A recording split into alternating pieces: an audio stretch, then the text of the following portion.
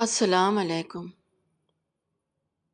آج میری نگاہ عید الاضحیٰ کے چاند پر پڑی جو خاموشی کے ساتھ چمک رہا تھا۔ مجھے ایسا لگا کہ چاند مجھ سے کہہ رہا ہے کہ ہر سال میں یہ بتانے کے لیے آتا ہوں کہ گریٹسٹ سیکریفائس کرو، ورنہ اللہ کی نظر میں انسان قابل قبول نہیں ہو سکتا۔ اللہ کے انعامات چاہتے ہو تو اپنا پیسہ اور اپنے نفس کو قربان کر دو۔ بقرعید قریب ہے، لوگوں کے گھروں میں بہت مہنگے مہنگے بکرے خرید کر رکھے گئے ہیں جو وہ عید الاضحیٰ کے دن ذبح کر کے خدا کے سامنے یہ عہد کریں گے کہ ہم ہر حال میں خدا کے عہد پر قائم رہنے والے بنیں گے۔ ہم اپنے نفس اور اپنے مال کو خدا کے لیے قربان کر دیں گے۔ میں یہ سوچنے لگی کہ حضرت ابراہیم علیہ السلام نے اپنے بیوی بچوں کی قربانی دے کر یہ ثابت کر دیا کہ عظیم قربانی کس کو کہتے ہیں۔ لیکن آج ہم مہنگے مہنگے بکرے کے ضرور خریدار ہیں، مگر ہم اپنی فیملی کی قربانی نہیں کرتے ہیں، ہم بلکہ اپنی فیملی کی عبادت کرتے ہیں۔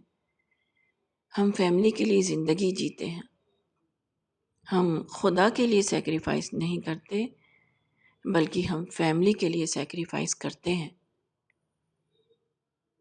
عید الاضحیٰ میں ہم صرف بکرے کی قربانی کرتے ہیں، نہ کہ اپنے نفس کی۔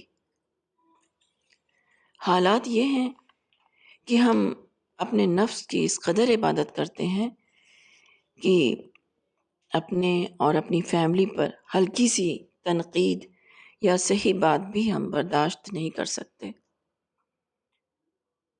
قرآن میں چیپٹر 22 ورس 37 میں بتایا گیا ہے، اور اللہ کو نہ ان کا گوشت پہنچتا ہے اور نہ ان کا خون، بلکہ اللہ کو صرف تمہارا تقوی پہنچتا ہے۔ اس کو ایکسپلین کر کے مولانا صاحب نے لکھا ہے کہ قربانی کا طریقہ اس لیے مقرر نہیں کیا گیا ہے کہ خدا کو گوشت اور خون کی ضرورت ہے۔ قربانی تو صرف ایک علامتی فعل ہے۔ جانور کی قربانی اس انسان کی ایک ظاہری تصویر ہے جو اپنے آپ کو اللہ کے لیے ذبح کر چکا ہے۔ یہ دراصل خود اپنا ذبیحہ ہے جو جانور کے ذبیحہ کی صورت میں ممثل ہوتا ہے۔ خوش قسمت ہیں وہ لوگ جن کے لیے جانور کی قربانی خود اپنی قربانی کے ہم معنی بن جائے۔ سمجھنے کی بات یہ ہے کہ ہم اپنے نفس، اپنے ایگو، ہمارا مال، ہماری اولاد، ان سب سے ہم الگ نہیں ہو سکتے، تو ہم خدا کے سامنے کس چیز کا سیکریفائس کر رہے ہیں؟